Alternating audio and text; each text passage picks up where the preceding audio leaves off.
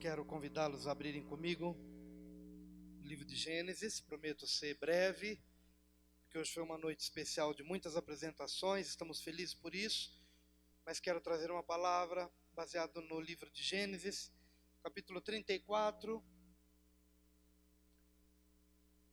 a partir do versículo 25. Gênesis 34, a partir do versículo 25.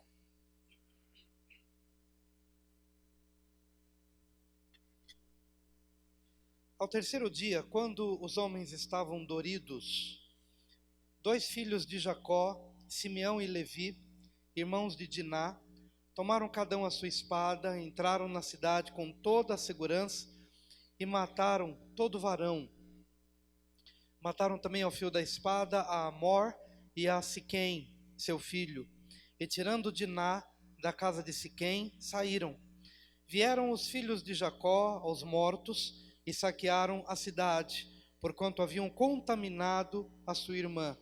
Tomaram-lhes os rebanhos, os bois, os jumentos e o que havia tanto na cidade como no campo, e todos os seus bens e todos os seus pequeninos e as suas mulheres levaram por presa, e despojando as casas levaram tudo o que havia nelas. Então disse Jacó a Simeão e a Levi: tendes-me perturbado, fazendo-me odioso aos habitantes da terra, aos cananeus e perizeus. Tendo eu pouca gente, eles se ajuntarão e me ferirão, e serei destruído, eu com a minha casa. Ao que responderam: devia ele tratar a nossa irmã como a uma prostituta? Depois disse Deus a Jacó: levanta-te, sobe a Betel e habita ali, e faze ali um altar ao Deus que te apareceu quando fugias da face de Esaú, teu irmão. Amém. Vamos orar. Senhor amado, queremos te louvar por este rico privilégio que temos de anunciar a tua palavra. Mais uma vez é com temor e tremor, porque reconhecemos a seriedade deste momento, mas é com a leveza também de quem compreende que é o teu Espírito quem faz toda a obra, tanto nos ajudando a falar, como nos ajudando a assimilar e a entender e a colocar em prática teus ensinos. Pedimos essa ajuda, este socorro, para que a tua igreja hoje, além de toda a mensagem que já ouvimos, tanto testemunho, tanto louvor, tanta adoração, possa ainda mais ser edificada através deste momento, deste compartilhar. Pedimos essa graça e esse favor em nome do Senhor Jesus. Amém. Meus queridos, eu gostaria de compartilhar brevemente sobre quando tudo dá errado na nossa vida. Quando as coisas não saem como programado, quando a gente planeja uma coisa e de repente a gente é surpreendido por eventos que fugiram ao nosso controle, que bateram contra a nossa casa, contra as nossas expectativas, contra os nossos sonhos. E é nesse momento que a gente precisa realmente saber o que fazer. Porque apesar de toda a nossa consciência em Deus, ou do nosso caminhar em Deus, nós podemos ser surpreendidos pelas vicissitudes da vida, nós podemos ser acometidos do inesperado, do improvisado, daquilo que você não planejou, mas que de repente vem. Sendo você um homem bom, sendo você uma pessoa religiosa ou não, mas esses eventos, eles podem bater na nossa porta e pode, de alguma forma, nos encontrar desprevenidos. Como agir diante dessas situações? Estamos aqui diante de um homem, Jacó, que em pouquíssimo tempo teve a sua vida e a sua família virada de cabeça para baixo. Jacó tinha 12 homens, filhos, e tinha uma mulher. E a única mulher caiu nas mãos de uma pessoa que se enamorou dela, ou achou que ela fosse bonita, e se aproximou dela, mas ele a violentou, ele abusou dela. E aquela situação, quando chegou aos ouvidos do pai, coloque-se no lugar desse pai, que de repente houve a notícia de que a filha foi abusada, de que houve uma violência sexual, e ele ficou ali pensando o que fazer, com aquela tristeza no seu coração, impactado por aquela notícia. Os filhos não estavam presentes quando a notícia chegou de que a irmã havia sido violentada. Os filhos estavam no campo. E quando eles chegaram, o pai contou: olha, Diná, irmã de vocês, caiu nas mãos de um homem, de um rapaz, e ele a violentou, ele a abusou. O pai tinha uma maturidade para sofrer a sua dor, mas enxergar aquela situação de uma forma. Mas os jovens tinham um outro espírito, tinham uma outra percepção, e eles ficaram igualmente arrasados, mas devido à imaturidade, eles começaram a planejar alguma coisa contra o rapaz e contra o pai dele, e não somente contra o rapaz e o pai, mas contra todos os homens daquela cidade. Acontece que Siquém, que havia sido o abusador, aquele que havia violentado a moça, ele se enamorou por ela e ele falou: olha, eu quero casar com ela. Então, pai, por favor, peça a mão da moça, porque eu quero casar com ela. Eu fiz algo errado, mas eu quero assumir e eu quero casar com ela. Então, Amor entrou em aliança, ou entrou num desejo de parceria com a família de Jacó, dizendo: olha, vamos fazer o seguinte, vamos acomodar a situação, vamos permitir que eles se casem. Não somente isso, os nossos filhos nós vamos dar para vocês, os filhos de vocês passarão a ser nossos, os animais nossos vamos compartilhar com vocês, a terra será conjugada, enfim, vamos entrar em aliança. E Jacó, olhando e percebendo e sentindo, foi deixando a coisa acontecer. Mas 2 dos filhos de Jacó concordaram com isso, aparentemente, mas no fundo eles tinham algo no coração. Na calada da noite, eles desembainharam as suas espadas e entraram sorrateiramente, ali furando todo e qualquer bloqueio de segurança, entraram naquela aldeia e mataram o rapaz que abusou da irmã, Siquém. Eles mataram o pai, Amor, e mataram todos os homens daquela aldeia ou daquela cidade. Como se isso não bastasse, além dessa mortandade que assolou aquele arraial, Jacó tinha outros 10 filhos, e esses 10 filhos vão no mesmo caminho. Os homens estavam mortos, e eles então entraram saqueando tudo, e pegando tudo das famílias, e levando as mulheres e os meninos que sobraram cativos. De maneira que, em pouquíssimo tempo, Jacó tinha uma filha violentada, 2 filhos assassinos e 10 filhos saqueadores, que tomaram para si o que não lhes pertencia. Quando tudo dá errado. Mas quando tudo dá errado, Deus mostra uma saída para você.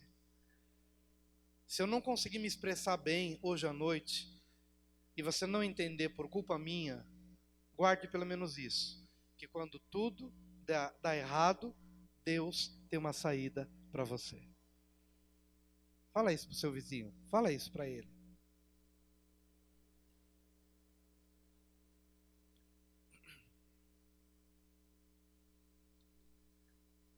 Quando Jacó olha esse quadro, ele se desespera, dizendo o seguinte: gente, o que vai acontecer agora com a gente? Por quê? Tem uma filha violentada, 2 que se tornaram assassinos e 10 que se tornaram saqueadores. O que vai acontecer como desdobramento disso? As nações vizinhas vão saber o que a minha família fez, porque o que a minha família fez é imperdoável. Então eles se unirão como uma só nação e se virarão contra nós, e nós seremos mortos, nós seremos dissipados de sobre a face da terra. Estamos perdidos. Foi essa palavra que Jacó falou no finalzinho do capítulo 34. Mas foi justamente nesse momento quando ele disse: não há mais jeito, estamos perdidos. No versículo 1 do capítulo 35, há uma saída de Deus. Depois, disse Deus a Jacó: levanta-te, sobe a Betel e habita ali, e faz ali um altar ao Deus que te apareceu quando fugias da face de Esaú, teu irmão. Em outras palavras, Jacó, você está abrindo a sua boca para dizer: estou perdido, estou acabado, não há mais nenhuma saída para a minha vida. Pois bem, eu te convido a você voltar 20 anos da sua vida, ou um pouquinho mais. Eu te convido a você ir para um lugar onde você também estava totalmente desesperado, porque seus filhos na sua juventude fizeram o que não devia. Eles mataram pessoas inocentes e eles trouxeram problema para sua família na sua juventude. Mas eu quero que você volte há mais de 20 anos, quando você também mentiu para o seu pai, quando você também trapaceou o seu irmão, você enganou o seu irmão, você roubou uma bênção que era sua, mas você fez de uma forma indevida, e por conta disso, você atraiu um jugo sobre a sua vida, e seu irmão disse que ia te matar. Lembra-se disso, Jacó? Volte a 20 anos, volte a Betel, quando você estava fugindo da casa do seu pai, por algo que você havia feito de errado, e então no meio do caminho, eu me revelei a você, e eu falei com você. Você também estava em desespero? Você tinha sobre si uma sentença de morte, porque seu irmão havia dito: deixa o pai morrer, que eu vou te matar. Jacó era solteiro, não tinha filhos, não tinha uma família, a não ser seu pai, sua mãe e seu irmão. Mas naquele momento, Deus falou com ele. E o que Deus está querendo falar comigo e com você? Porque talvez no seu desespero de hoje, você tenha se esquecido do que Deus falou com você num outro momento aflitivo da sua vida. E naquele outro momento aflitivo, Deus deu saída. Sabe o que acontece? A gente se esquece das bênçãos. A gente se esquece dos livramentos. E é por isso que às vezes Deus nos manda de volta àquele lugar. Mas esse lugar não precisa ser, você não precisa necessariamente voltar geograficamente falando, mas aqui no culto, na sua memória, na sua lembrança, você pode voltar àquele período, quando você era jovem, Deus lhe fez uma promessa, ou Deus lhe deu um livramento, e alguma coisa ficou forte no teu coração, de que Deus seria com você, mas passa-se o tempo, e a gente vai se esquecendo das promessas, e é nessa hora que Deus te chama e te convida: olha, volta para Betel, volta para aquele lugar, porque naquele lugar eu te ensinei coisas que você não poderia ter esquecido, mas infelizmente você esqueceu. Vamos voltar para Betel? Quantos querem voltar para Betel? Quantos querem voltar 20 anos, 30 anos? Oh, que bênção, né? Quantos gostariam de rejuvenescer aqui? Voltar a lembrar, oh, aquele tempo. No seu coração você vai voltar agora. Era o convite que Deus estava fazendo a Jacó: Jacó, volta, porque ali, há mais de 20 anos, eu falei com você. Então vamos folhear a Bíblia e voltar aos 20 anos. Gênesis 28. Vamos pegar o jovenzinho Jacó, solteiro, não tinha os filhos, que naquela ocasião lhe trouxeram um problema. Ele era solteiro, mas tinha uma sentença de morte sobre ele, por algo que ele havia feito de errado. Mas o mais importante é ver o que Deus falou com ele na sua juventude. Eu quero que você hoje atente para 4 verdades que devem fundamentar a nossa vida. Gênesis 28, versículo 10. Partiu, pois, Jacó de Berseba e se foi em direção a Harã. E chegou a um lugar onde passou a noite, porque o sol já se havia posto. E tomando uma das pedras do lugar e pondo-a debaixo da cabeça, deitou-se ali para dormir. Então sonhou, estava posta sobre a terra uma escada, cujo topo chegava ao céu. E eis que os anjos de Deus subiam e desciam por ela, e por cima dela estava o Senhor, que disse: eu sou o Senhor, o Deus de Abraão, teu pai, e o Deus de Isaque. Esta terra em que estás deitado, eu a darei a ti e à tua descendência. E a tua descendência será como o pó da terra. Dilatar-te-ás para o ocidente, para o oriente, para o norte e para o sul, e por meio de ti e da tua descendência serão benditas todas as famílias da terra. Eis que estou contigo, e te guardarei por onde quer que fores, e te farei tornar a esta terra, pois não te deixarei até que haja cumprido aquilo que te tenho falado. Ao acordar Jacó do seu sono, disse: realmente o Senhor está neste lugar, e eu não o sabia. E temeu e disse: quão terrível é este lugar, terrível no bom sentido, e este não é outro lugar senão a casa de Deus, e esta é a porta dos céus. Jacó levantou-se de manhã cedo, Tomou a pedra que pusera debaixo da cabeça e a pôs como coluna e derramou-lhe azeite em cima e chamou aquele lugar Betel, porém o nome da cidade antes era Luz.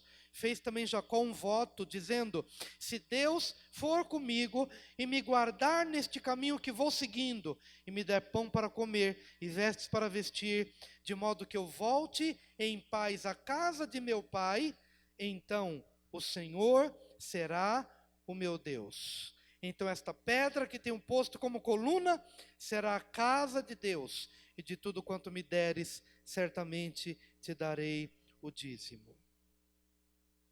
4 verdades. Você agora está na fase da juventude, certo? Esse Jacó aqui é um novinho. Não está casado ainda, não tem filhos, mas está fugindo do irmão. Está indo para um lugar, não deu tempo de chegar. Então ele improvisa um sono no deserto. E ele dorme. E ele sonha. E neste sonho ele vê uma escada que liga a terra aos céus. E que liga o céu à terra. E anjos de Deus subindo e descendo. Jacó, naquele momento, ele estava sonhando com várias gerações além dele. Essa escada tem um nome e é uma pessoa. João 14:6, disse Jesus: eu sou o caminho, a verdade e a vida. Ninguém vai ao Pai se não for por mim. Jacó naquele momento estava sonhando com uma escada. Essa escada seria o seu descendente. Para que o seu descendente Jesus pudesse nascer, a vida de Jacó e a vida da sua família teria de ser preservada. Mas no momento da crise, a gente esquece do propósito. A primeira palavra que você precisa guardar é o seguinte: a sua vida está cercada de um propósito para além das circunstâncias negativas da sua vida. Se Deus tem um propósito na sua vida, não é uma doença que vai interromper esse propósito, não é um ladrão que interrompe esse propósito, não é uma crise financeira que interrompe esse propósito. Deus havia dito a Jacó naquele deserto: sonha, veja uma escada. Talvez ele acordou sem imaginar que aquela escada seria o seu descendente. Mas Deus estava dizendo: Jacó, a sua vida está cheia de um propósito, e nada poderá anular esse propósito que eu tenho na sua vida. Essa escada é o seu descendente, portanto, a sua família não poderá ser destruída como você está vislumbrando. Eu acredito que você entende o que eu estou querendo dizer. Na hora da nossa crise, os cenários mais pessimistas começam a passar diante dos nossos olhos. A gente começa a enxergar morte, a gente começa a enxergar fracasso, a gente começa a enxergar desvio, não há mais jeito, não há mais retorno. E é justamente nessa hora em que a gente é um fortíssimo candidato a se desviar do senso de propósito, que é resultado de uma palavra que Deus nos falou num determinado momento. E talvez hoje você possa dizer: pastor, mas essa palavra não pode falar comigo, porque eu não tive nenhum sonho, eu não vi nenhuma escada. Querido, você está numa condição melhor do que a de Jacó. Jacó viu uma escada, hoje eu tenho a essência. Jacó viu um símbolo, hoje eu tenho uma pessoa. Jacó viveu numa época em que Deus só podia falar com ele na linguagem que ele podia entender. Olha, eu vou te dar um símbolo. É o símbolo da arca, é o símbolo da escada. Mas hoje, quando eu ouço a mensagem da cruz, do Jesus, da escada, que se fez gente, que se tornou carne e osso, e viveu entre nós, e trouxe uma palavra, então é mais do que uma escada. E mais do que uma escada, eu já subi e desci por essa escada. Eu já subi aos céus por meio de Jesus, e eu já trouxe os céus para a minha realidade pessoal e para a minha família, porque Jesus, essa escada que me leva ao Pai e que traz o Pai às minhas experiências de vida. Então eu quero te dizer, querido, que você não precisa sonhar com a escada. A escada já se tornou uma realidade na pessoa de Jesus. Portanto, se você já absorveu a mensagem do Evangelho no seu coração, essa escada está se processando, o valor dessa escada está se processando. Como? Estou em crise, estou em luta, alguma coisa está fora daquilo que eu idealizei. Suba a escada. Quantos crentes nós temos hoje aqui? Quantos podem subir essa escada? Em Cristo Jesus. Você pode entrar no seu quarto de oração, dizer: Pai, estou incerto em relação ao futuro dos meus filhos, da minha empresa, dos meus negócios, mas hoje eu entendo que mais do que uma escada, eu tenho uma pessoa, e eu oro em nome de Jesus, porque eu sei que a minha vida está cercada de um propósito, para além daquilo que eu consigo ver ou entender. Então eu trago os céus para a minha realidade presente. Abençoa minha casa, meus filhos, as finanças, porque na verdade nada é meu, tudo é teu. A terra se liga aos céus, e o céu se liga à terra, em Cristo Jesus. Minha vida está dentro de um propósito. Está feliz por isso? Eu estou feliz. Porque eu sei que eu posso sair aqui, terminando esse culto, descer a rampa, ir para casa, voltar para o trabalho. Estou trabalhando agora e amanhã e depois.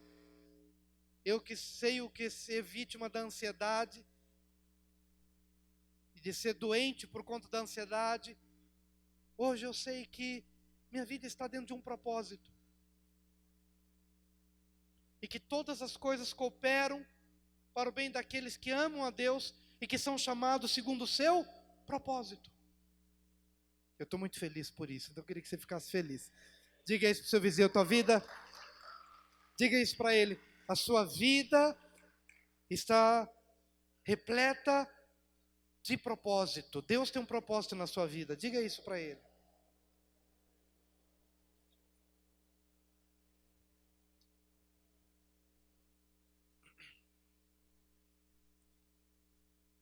Na sequência, ele vai dizer: por cima dela estava o Senhor, que disse: eu sou o Senhor, o Deus de Abraão, teu pai, o Deus de Isaque. E ali ele se apresenta: a tua descendência será como o pó da terra, e eu te darei essa terra. E eis que estou contigo, e te guardarei por onde quer que fores, e te farei tornar a esta terra, pois não te deixarei, até que haja cumprido aquilo de que te tenho falado. A primeira palavra é propósito. A segunda palavra é promessa. Deus fez uma promessa a Jacó: esse lugar em que você está deitado, essa terra é tua, e eu darei aos teus descendentes, e em ti serão abençoadas todas as famílias da terra. Então eu me vejo inserido nisso. Eu tenho uma família, eu sei que minha família é abençoada por conta da promessa. Mas é uma promessa interessante que ele fala: eis que eu estou contigo e te guardarei por onde quer que fores. E Jacó, anos depois, ele estava dizendo: acabou. As nações vão se unir e vão acabar com a nossa raça. Ele se esqueceu do que Deus havia dito: eu estou contigo, eu te levarei e eu te trarei de volta. Entende por que Deus disse naquele momento de crise: volta para Betel? Porque em Betel Deus fez uma promessa: eu estarei contigo. Agora, guarda bem o que eu vou te dizer agora. Às vezes nós temos uma ideia errada do que é Deus estar conosco. A gente acha que pelo fato de Deus estar conosco, nós nunca vamos perder o emprego, nós nunca vamos ficar doentes, nós nunca vamos passar por crises. Veja como estava a família de Jacó anos depois. Ele tinha uma filha violentada, 2 filhos que se tornaram homicidas e 10 que se tornaram saqueadores. E Deus mesmo assim disse: eu estou contigo. E Jacó, anos depois, ele reconhece: sim, Senhor, apesar de tudo o que aconteceu, tu estás comigo. Eu queria que você compreendesse hoje, que você tivesse uma nova percepção do que é Deus estar comigo e Deus estar com você. O fato de Deus, de Deus estar com você não quer dizer que você não vá passar por crise no seu casamento, ou financeira, ou de alguma ordem. Mas quer dizer que ainda que você passe pelo vale da sombra da morte, e esse vale da sombra da morte significa, pastor com as suas ovelhas, aqui terminou o pasto, chegamos numa época, numa estação do ano, em que não dá mais para vocês ficarem aqui comendo, nós temos que atravessar um vale, e esse vale vai ser muito sombrio, vai ser estreito, passaremos por perigos, de salteadores, de lobos, mas o pasto está do outro lado, aqui não dá mais, temos que fazer uma travessia perigosa, e é por isso que no Salmo 23, na parte central do versículo, a Bíblia diz, ainda que eu ande pelo vale da sombra da morte, não temerei mal nenhum, porque tu estás comigo, a tua vara e o teu cajado me consolam. Então o pastorzinho pega as ovelhas, só ele sabe o lugar tenebroso, as ovelhas não sabem, mas ele vai, atento, leva por aquele estreito, um vale sombrio, mas o pasto está do outro lado. O que eu quero dizer, querido, é que às vezes estas situações sombrias fazem parte do processo de Deus na minha vida e na sua vida. Porque o pasto está do outro lado. Você não entende porque perdeu o emprego. Você não entende até porque, de alguma forma, alguma coisa na família saiu do seu controle. Esse é o momento do vale, é o vale da sombra da morte. É uma travessia, às vezes solitária. Portanto, ter a presença de Deus na nossa vida não é ser imune às turbulências, às tribulações da vida, ou às perdas da vida. Mas em nossas perdas, dificuldades, medos, Ele disse que estaria conosco. Jacó, a tua situação familiar, 20 anos depois, ou um pouco mais, do ponto de vista humano, é a pior possível. As situações mudam, mas a promessa de Deus não muda.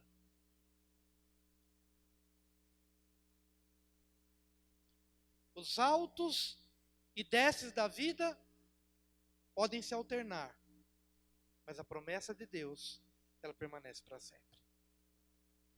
Eu estou contigo.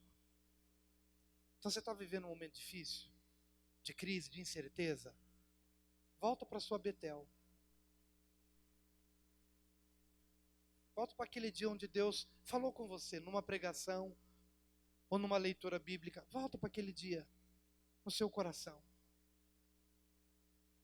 E seja renovado nessa promessa de Deus. Terceiro lugar, ao acordar Jacó do seu sono, disse, realmente o Senhor está neste lugar, e eu não o sabia. E temeu e disse, quão terrível é este lugar, este não é outro lugar senão a casa de Deus, e esta é a porta dos céus. Jacó levantou-se de manhã cedo, tomou a pedra que pusera debaixo da cabeça, e a pôs como coluna, e derramou-lhe azeite em cima, e chamou aquele lugar Betel, o nome antes era Luz. Terceira palavra é ressignificado. Ressignificar significa dar um novo sentido para a sua vida, ter um outro olhar acerca de alguma situação, para que você possa compreender a mão de Deus por detrás dessa situação. Antes de dormir, antes do sonho, o deserto era um deserto. Mas depois do sonho, que tremendo é este lugar. É a casa de Deus e a porta dos céus. Antes do sonho, a pedra era uma pedra, no máximo um travesseiro desconfortável. Mas depois do sonho, foi uma coluna que ele deixou como um marco. E ele até ungiu a pedra. Ele até derramou azeite sobre a pedra. Olha, eu quero deixar essa pedra como um marco, que aqui Deus falou comigo. Mas o que era antes? Um deserto. O que era antes? Uma pedra. O que o sonho de Deus fez no coração de Jacó? O sonho lhe ajudou a trazer um novo significado para aquilo que já tinha se tornado sem graça. O que a palavra de Deus faz na sua vida? Lhe ajuda a trazer um novo significado para o seu casamento. Se seu casamento, por exemplo, já se tornou uma pedra, já se tornou um negócio pesado, você vai chegar em casa e vai derramar azeite na cabeça do seu marido. Estou brincando. Não faça isso não. Mas você vai chegar em casa e você vai dizer: Senhor, obrigado pelo meu casamento. Obrigado pelo meu marido. Obrigado pela minha esposa. Sabe aquele trabalho cansativo que você termina o domingo, chega em casa já meio aborrecido, segunda-feira, aquela rotina, aquele patrão, aqueles amigos ou aquelas coisas que já não tem mais sentido. Amados, essa palavra ela é tão presente na nossa vida porque é isso que a gente vive muitas vezes. Às vezes a gente vive um casamento chato, uma relação enfadonha, a gente vive um trabalho desgastante, a gente não encontra sentido para acordar de manhã e dormir à noite, parece que as coisas se tornaram arrastadas. É um Jacó que está num deserto por não ter conseguido chegar do outro lado, põe uma pedra, dorme. O que é aquele deserto para ele? Um deserto de medo, de culpa, porque ele havia enganado o irmão e o próprio pai. Era esse o sentido. Mas quando a visão celestial se abre, e ele acorda no dia seguinte, é o mesmo deserto, mas para ele tinha um significado diferente. Vai ser a mesma família, não vai ser uma outra família, é a mesma família, mas você vai ter um olhar diferente, você vai ter um entendimento diferente, uma alma diferente, uma postura diferente.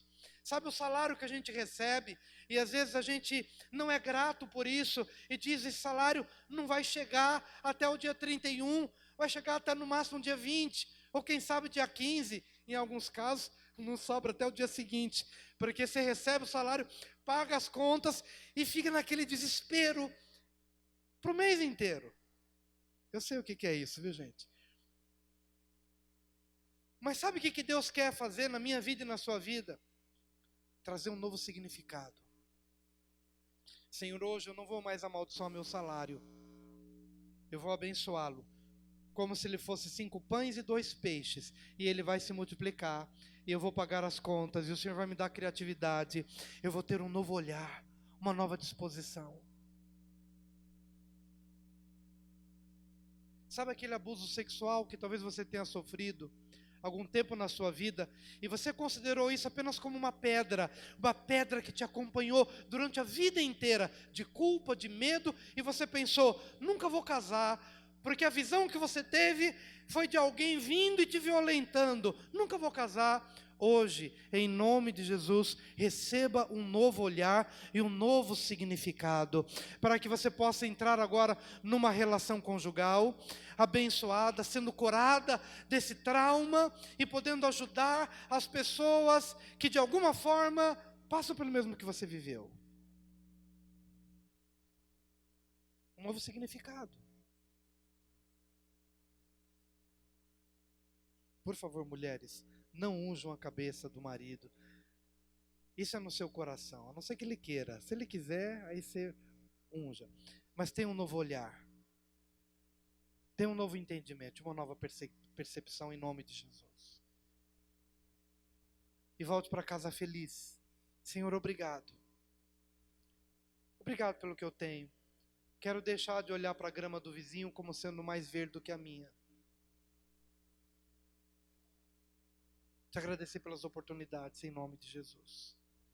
E a última palavra. Fez também Jacó um voto, dizendo: se Deus for comigo e me guardar neste caminho que vou seguindo, e me der pão para comer e vestes para vestir, de modo que eu volte em paz à casa de meu pai, então o Senhor será o meu Deus. Ele fez um voto. Se o Senhor fizer isso, me levar e me trazer, só o Senhor será Deus na minha vida.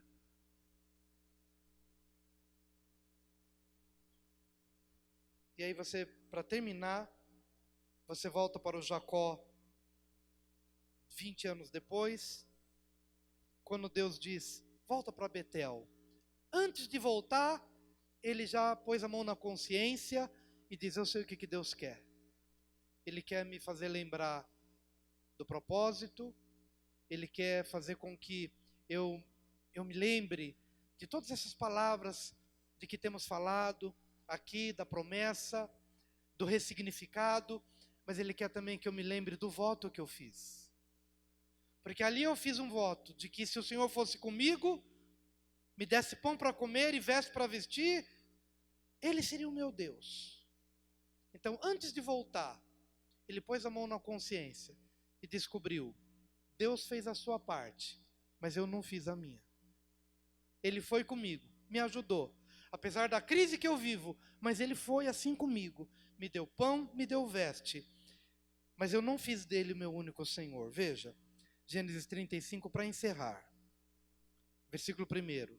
Depois disse Deus a Jacó, levanta-te, sobe a Betel e habita ali, e faz ali um altar ao Deus que te apareceu quando fugias da face de Esaú teu irmão. Então disse Jacó à sua família e a todos os que com ele estavam, lançai fora os deuses estranhos que há no meio de vós, e purificai-vos, e mudai as vossas vestes. Levantemo-nos e subamos a Betel, ali farei um altar ao Deus que me respondeu no dia da minha angústia, e que foi comigo no caminho por onde andei. Entregaram, pois, a Jacó todos os deuses estranhos que tinham nas mãos e as arrecadas que pendiam das suas orelhas. E Jacó os escondeu debaixo do carvalho que está junto a Siquém. Então partiram, e o terror de Deus sobreveio às cidades que lhes estavam ao redor, de modo que não perseguiram os filhos de Jacó.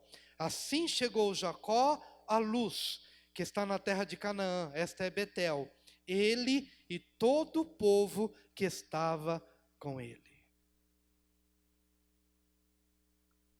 Senhor, eu fiz um voto, mas eis que de alguma forma eu permiti que esses deuses entrassem na minha casa. Fiz um voto como solteiro, e quando a gente está sozinho é mais fácil. Mas quando você tem um grupo maior, já é mais difícil. E nem sempre a gente consegue levar um grupo, uma família ou um rebanho no espírito da individualidade. Mas diante daquilo que se configurou, ele reconheceu, Senhor, eu fiz um voto, mas hoje me pesa ver nos meus filhos, na minha casa, nos meus servos, algo contrário daquilo que eu votei na minha juventude. Eu penso que naquele momento Jacó foi invadido por um sentimento de tristeza e de arrependimento. Então ele convocou a família e disse, olha, deem-me os vossos deuses das vossas orelhas, os símbolos, as arrecadas, as pulseiras, os objetos de idolatria ou de alguma coisa que fere aquele espírito que eu votei ao Senhor. E então, no temor do Senhor, todos eles entenderam e começaram a entregar, mudaram suas vestes, mudaram seu coração, mudaram a disposição de vida. E sabe o que aconteceu? Jacó renovou o seu voto. Ele reconheceu que havia falhado no decorrer do processo, mas ele renovou o seu voto. E ali, quando eles estavam despojados dessas coisas, então eles partiram daquele lugar e chegaram no seu destino, e Deus imprimiu terror na vizinhança, de maneira que nem um fio de cabelo fora tocado da família de Jacó. Porque Deus é fiel. Amém, queridos? Hoje nossos deuses podem não ser pendurados nas orelhas, mas o meu Deus pode ser o meu dinheiro, pode ser o meu trabalho. Meu Deus pode ser alguma outra coisa que de alguma forma tenha roubado o meu coração de Deus. Eu lembro da minha juventude, quando fiz meus votos. Senhor, eu quero me consagrar a Ti. E há momentos em que a gente esquece. Mas há momentos que a gente se lembra. E quando a gente se lembra, a gente tem que voltar. Porque uma coisa que nós não podemos perder é a nossa integridade. Mas às vezes nós nos desintegramos pelo caminho. No começo da empresa, talvez você tenha feito um voto. Eu vou pagar meus impostos, eu vou ser diferente da grande maioria. Mas vem a crise, e aí você começa a agir conforme a grande maioria e esquece dos valores da sua integridade dos seus primeiros dias. De ser um médico ético, de ser um engenheiro preocupado com a segurança das pessoas, de ser um pastor que se porta não movido pela ganância nem pelo dinheiro. Votos que nós fazemos, o voto do namoro, descrito lá em Malaquias, que Deus vê o choro das mulheres por causa do voto matrimonial que fora quebrado por parte dos maridos que deixaram suas esposas chorando ao pé do altar diante de Deus, e Deus diz: eu sou testemunha, porque eu ouço o choro dessas mulheres, porque o voto da mocidade fora quebrado. Fazemos o voto na nossa pobreza, mas de repente a gente se torna famoso, e a gente quer trocar de mulher, quer trocar de família, quer trocar de um monte de coisa. Eu entendo que algumas situações nos acometem, mas o grande problema é quando a gente se esquece dos votos da nossa mocidade. É só isso que eu quero dizer. Nós nos esquecemos dos primeiros votos, que tem a ver com quem de fato nós somos, na essência. Então Deus está te chamando a voltar à essência da pureza dos primeiros dias, do primeiro chamado, da primeira vocação. Então nossa vida certamente retomará ao caminho do qual não deveria ter saído. 4 palavras que podem mudar a nossa vida. A primeira é propósito. A segunda é promessa. A terceira é ressignificado. E a quarta, voto. De ter ao Senhor como nosso único e suficiente Senhor e Salvador da nossa vida. Amém. Abaixe sua cabeça, por gentileza. Quero chamar aqui os auxiliares da ceia.